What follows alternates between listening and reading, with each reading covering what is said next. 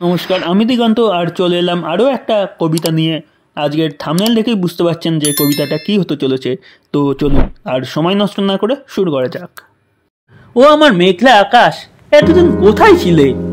এত যে রাত্রি দিনে ডাকছি সবাই মিলে।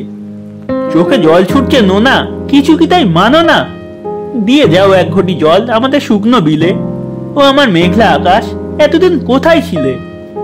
ও আমার মেঘলা আকাশ, তুমি কি সেই মেঘলা ঝরাতে সেই পদ্মায় জল ভরাতে যেই মেঘনা?